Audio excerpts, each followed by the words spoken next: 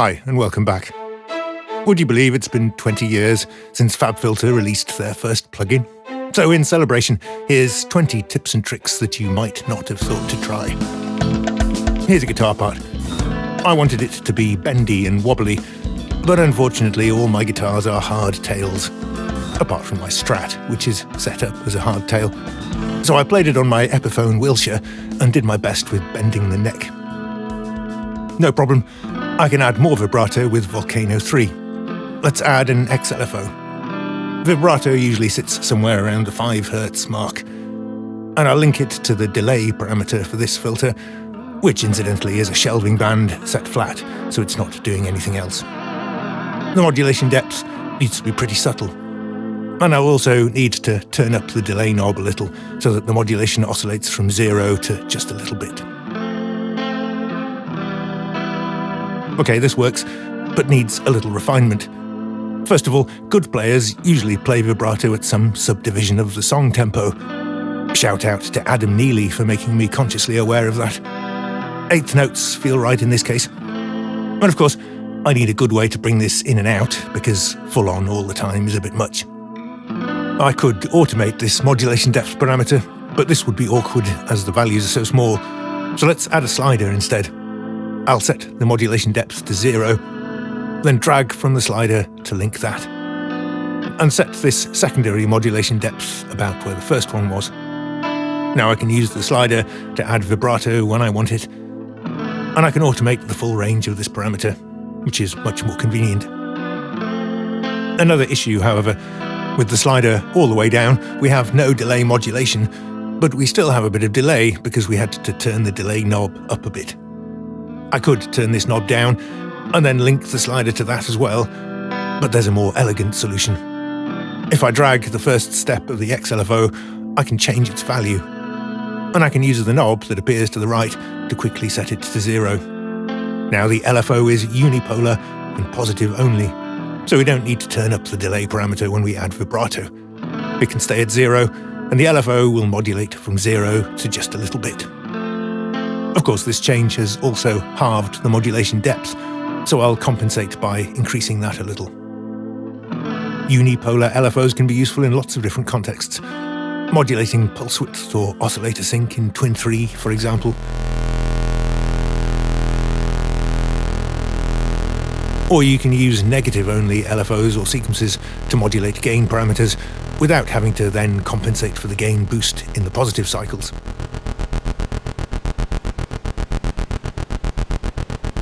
Okay, let's stick with Volcano.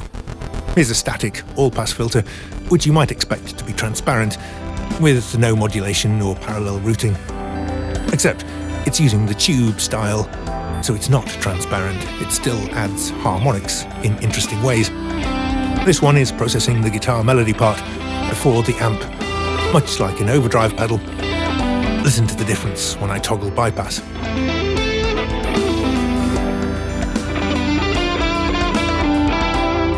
All the different filter styles have their own different flavour and add different patterns of harmonics, as we can see from these Hammerstein graphs from Plugin Doctor.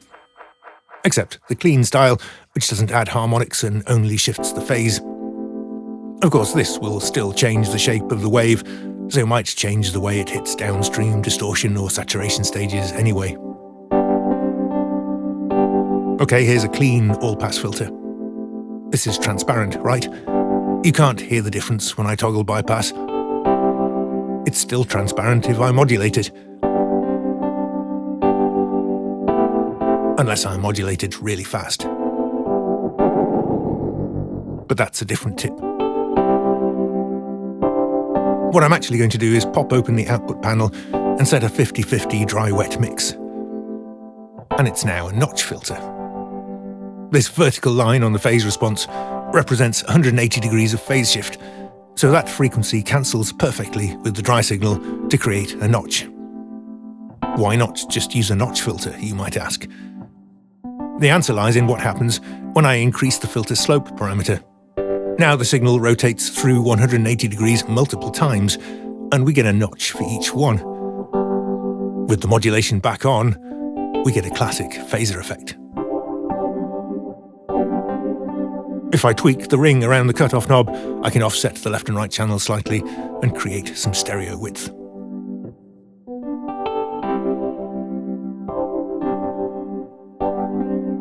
Okay, let's switch to Saturn.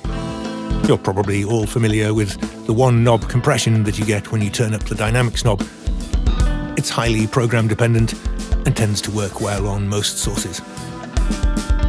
Let's save that setting in memory B, then reset it back to 0. There is another way to get compression out of this plugin, however. Let's have an envelope follower, link it to the level knob with negative modulation, then turn up that knob to add makeup gain, with the modulation depth serving like a ratio control.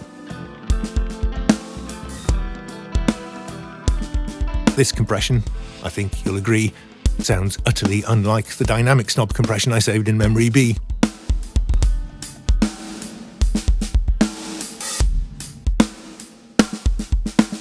Worlds apart, right?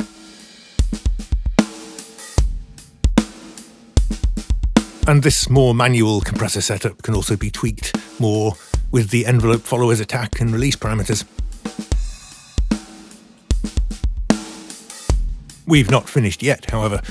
Let's reset the level knob and disable the modulation. And why not link the envelope follower to the dynamics knob instead? What on earth are we doing here? There are 3 ways to think of it. 1, we're only compressing the loud bits. 2, we've created an interestingly soft and gradual knee for the one knob dynamics, and also added sort of attack and release controls. Or 3, who cares, it sounds cool. We still haven't finished with compression, however. Here's a setup with 3 separate bands. Each of these gets its own independent dynamics knob, so you can create quick and easy multi-band compression if you want. But you can also, if you want, still set up the manual or complex compression tricks I just showed you in multi-band mode. If I click the source button in this envelope follower module, we see that, as well as the usual main and sidechain input options, we now have a choice of each band as well, so we can drive the envelope follower from the outputs of the crossover filters. If I choose band 1, then link the envelope follower to the low band dynamics knob, I've now set up that complex compression for just the low frequencies. And if I add 2 more envelope followers and set those to key from the mid and high bands, I can create a full, proper multi-band version of this effect.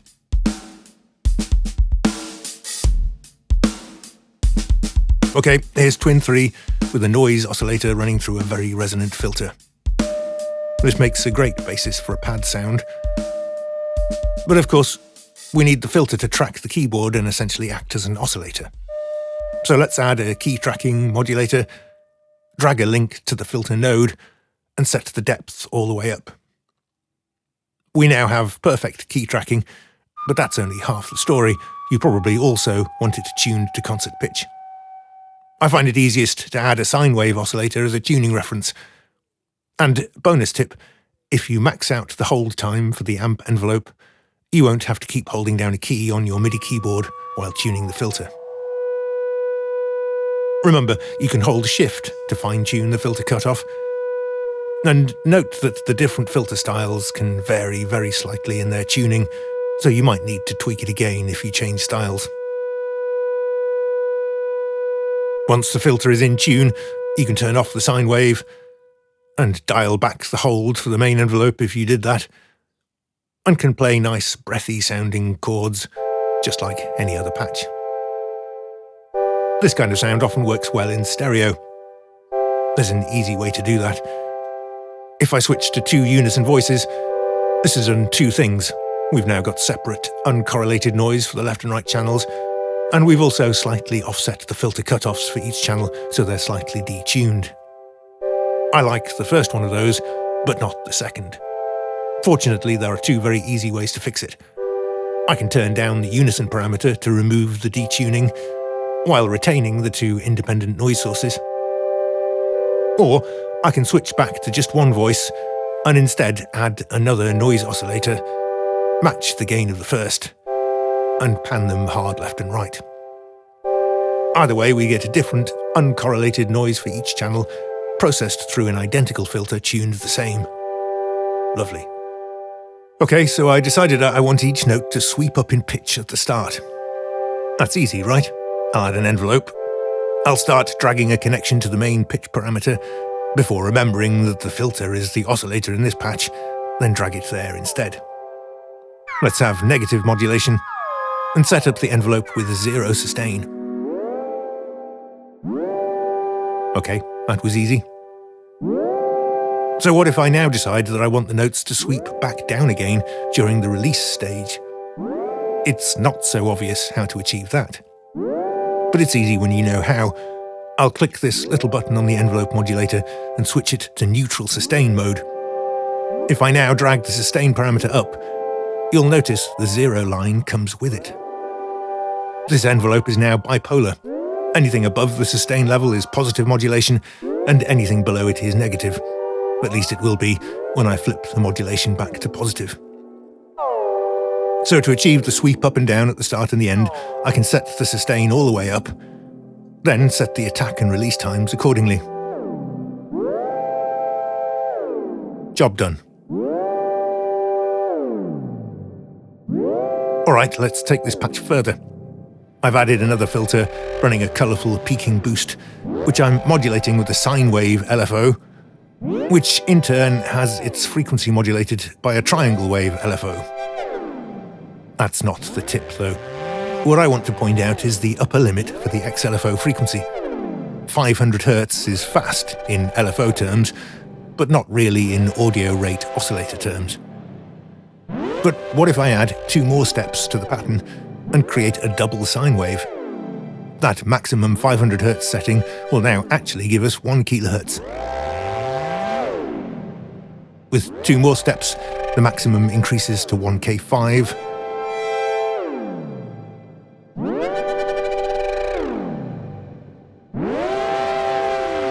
With the maximum 16 steps, we can get LFO rates right up to 4 kHz. Note you might find that the high quality option at the bottom makes a big difference when you're doing this kind of stuff. Ironically, having reduced the aliasing with high quality mode, I'm now going to deliberately add some with the destroy mode distortion in Saturn. And I'll call back to an earlier tip with a negative only step sequencer modulating the master output volume knob. I've gone with a 12-step sequence to match the compound time triplet feel I have going on, but you could also use 8 or 16 steps if you prefer. We can't switch patterns with these sequences, but we can do something similar. If I drag the phase offset for the sequence, I can make it start on a different step.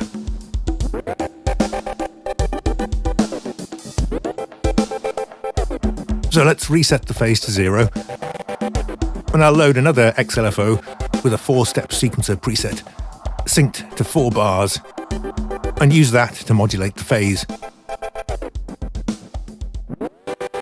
Important tip, don't change the modulation depth.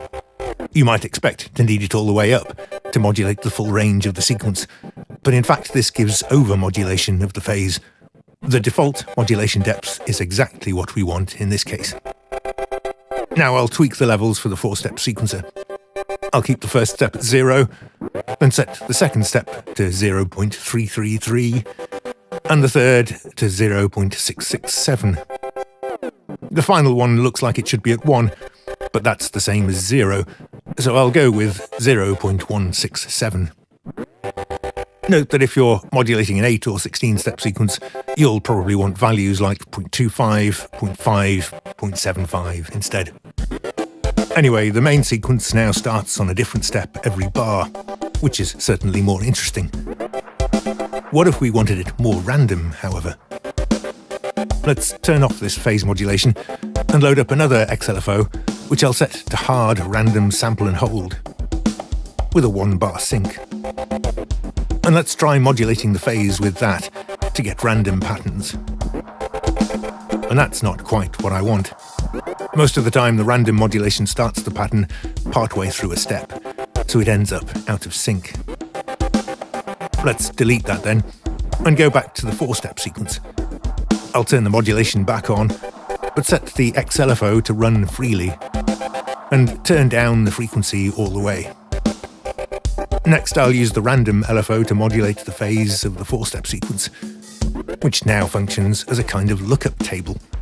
I've defined 4 acceptable phase modulation amounts, which all reset the sequence at the start of a step, and I'm choosing between them with the random LFO. And the result is a random pattern variation for each bar.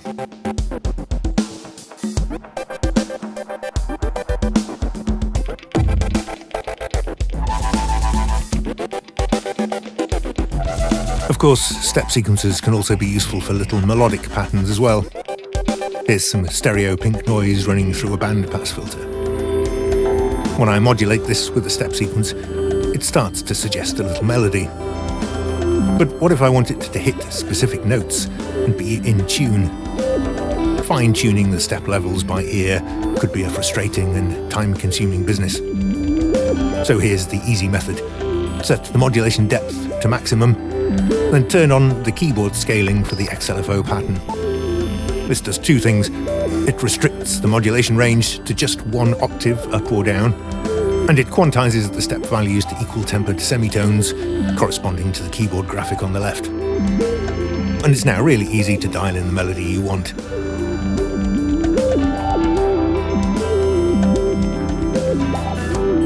What if you want a bit more unpredictability though? Well, why not pick a step and randomize it? Or why not multiple steps?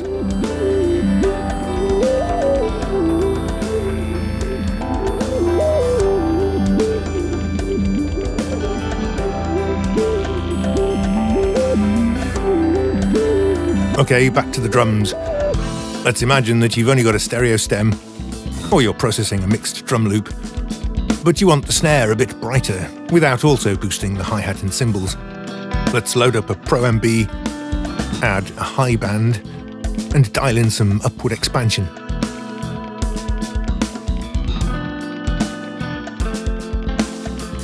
Here's the tip. If I expand the control panel and enable free filter mode, I can tune the sidechain filters for this band independently of the main crossover filters. Let's listen to the sidechain and tune it to the low fundamental of the snare drum.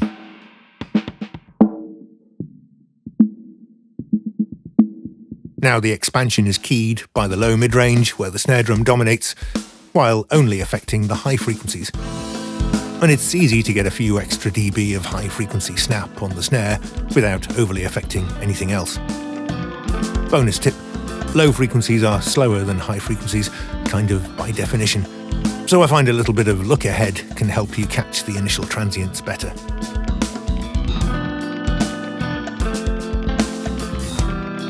Speaking of low frequencies, here's a synth bass part. It's very mono. Here's an instance of Pro Q3. I'm going to dial in a few hefty cuts and boosts in the mid-range. Between 3 and 5 is generally enough. Then lasso them all and split them into separate left and right bands with a little button on the panel. Then, with the original 4 bands still selected, I'll drag the gain knob the other way and reverse the gains for all 4 bands. And we now have opposite cuts and boosts for the left and right channels. Having set this up, I can now select all 8 bands together and tune them up or down, scale the gains, adjust the Q and so on. This is a great way to add a sense of space and depth without muddying it with reverb. This can even be an alternative to a short, early reflection type setting. And it's almost completely mono-compatible as a bonus. Not 100%, the cuts and boosts won't entirely cancel out in mono, and a little bit of lumpiness will remain, but usually this is fine. It definitely won't cause any drastic mono-compatibility issues. Okay, kick duck space is a classic trick that you can do with Pro C2 or Pro G, and can be useful when used subtly or to create obvious pumping. When you want it subtle, however, sometimes it's better to only duck the low frequencies of the bass part and leave the mids alone. So bonus 4 tips in 1. Here's how to do that in 4 different FabFilter plugins. I'll start with probably the most obvious candidate, Pro MB. We'll need a low band.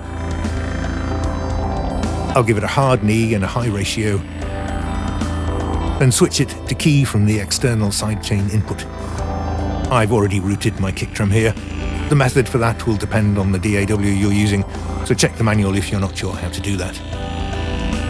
Now I just need to set the threshold so that every kick drum sends the gain hard into the range limit, and set that range limit to control the amount of ducking. And optionally add some makeup gain to boost the low frequencies in between kick drums. You'll need a moderately fast attack time, and a bit of look ahead can't hurt, but there's no need to be super fast as we're only ducking slow, low frequencies. The release time is more important. Faster settings will bring up the bass more quickly after each kick drum, which will give higher average levels for those frequencies. But if it's set too fast, the low frequencies will start to feel congested, and the whole mix will start to feel slow and cumbersome, like wading through treacle. Sorry for such a vague and subjective description, but it's the best I've got. Sometimes a slower, bouncier release just feels better for the low frequencies, and it's always a feel thing for me. We've got options at the bottom for the type of crossover. Minimum phase means there's a constant, static phase shift at the crossover frequency. This is usually inaudible and nothing to worry about, however, and it's nicely light on CPU with 0 latency. Dynamic phase crossovers means no crossovers, at least not in the main signal path. This mode is actually technically dynamic EQ. That means there's variable phase shift, none at all when the band is at unity gain, rising to just a little bit when it's cutting or boosting, just like a normal EQ. This mode uses a little bit more CPU, but is still usefully 0 latency. Linear phase means no phase shift at all, regardless of what the compressor is doing, the price for which is higher CPU use and some latency. Okay, maybe you don't have MB, but you do have Pro Q3. No problem. Let's start with a low shelf, then dial in some compression. I'll switch to the manual compression mode so we get a threshold slider, and switch to the external sidechain. Once again, I've already set up the routing from the kick drum channel. Now I can set the threshold to catch every kick drum, and the dynamic range to set the amount of ducking. And that's basically it. We don't get to control the release, but most of the time it's just going to do what you want without fuss anyway. We do get a choice of processing modes again, however. 0 latency mode is the same as dynamic phase in Pro MB, while linear phase mode is identical to the linear phase mode in MB, assuming you match the filter slopes in both. Note, however, that for low and mid frequencies, natural phase mode is identical to 0 latency, so in this context, it just means higher CPU and latency for no benefit at all. Next up, Volcano 3. This provides EQ-style filters as well, so a low shelf is no problem. We don't have the explicit dynamic EQ options from Pro Q3, but we do have some powerful modulation options. I'll load up an envelope generator and set that to key from the external sidechain with the kick drum routed as before. Let's have the sustain all the way up, then modulate the peak knob, which controls the gain for shelf filters, and set the modulation negative.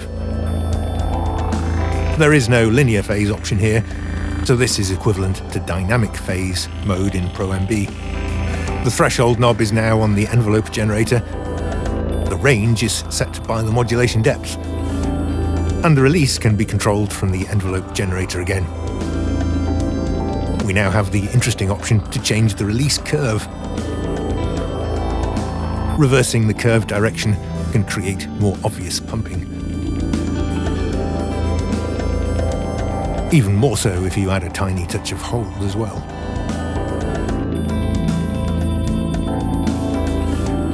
And of course you get all the different color options from the different filter types, plus a drive knob to control how much they saturate.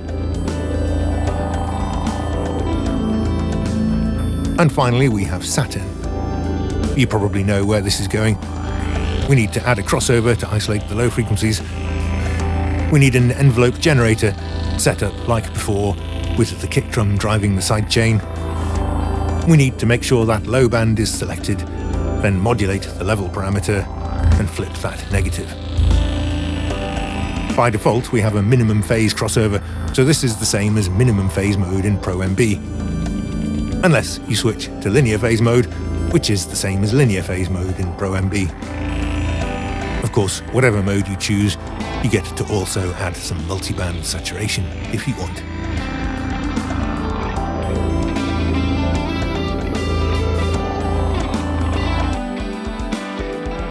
Here's a fun way to do dub-style delay throws for your snare drum. I've set up a cool-sounding delay.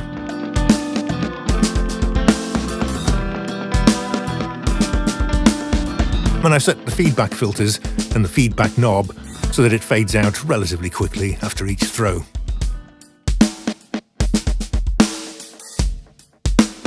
Now let's add an envelope generator. Make sure the threshold is catching the snares every time I throw them. And modulate the feedback knob. Let's have the sustain all the way up. And here's the important part, a large helping of hold time, as well as release to taste. Now each throw of the snare will bump up the feedback for however long that envelope holds at maximum. And your delays will threaten to spiral out of control before settling back down. And all you have to automate is the delay send.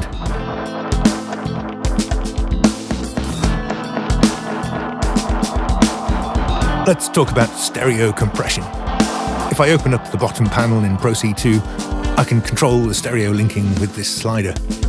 Dragging it to the left will unlink the left and right channels and compress them independently, while dragging to the right will compress only the mid channel.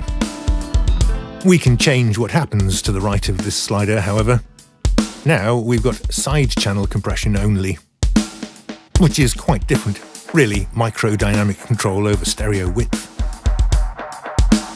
The tip I want to show you today is the mid to side option. This compresses the side channel, but with the mid channel driving the sidechain, which is its own thing entirely.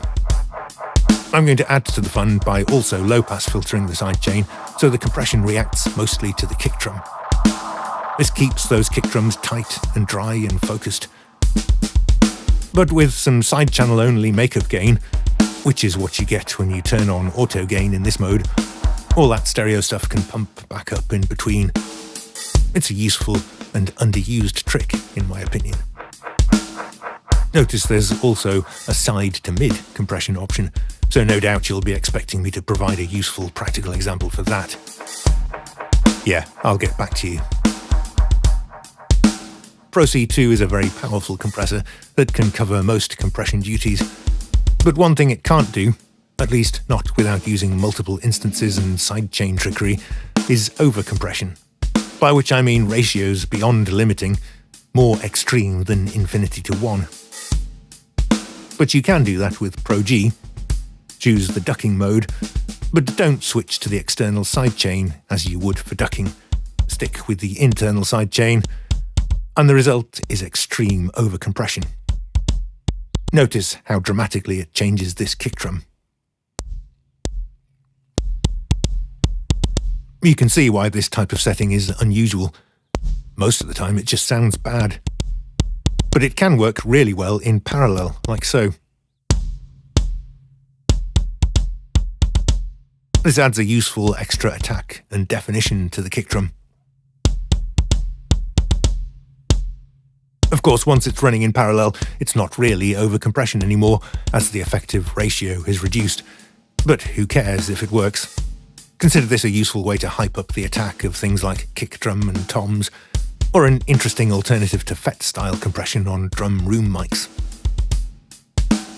Okay, last one. Sticking with Pro G. If you have MIDI enabled in the menu at the bottom left, you can open the gate using MIDI notes. The most obvious application might be transgate type effects, but it has much more prosaic uses as well. Consider this. I want to add a gated reverb to my snare drum, but I only want it on the backbeats. I don't want it muddying up all the ghost notes.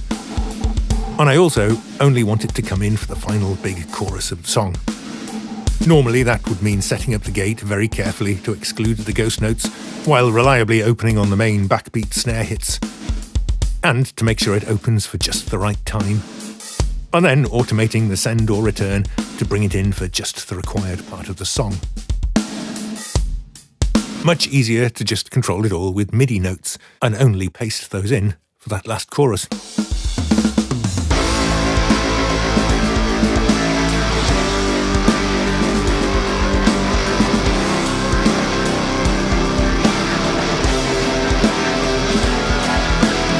Okay, that's all. Thanks for watching. And here's to the next 20 years.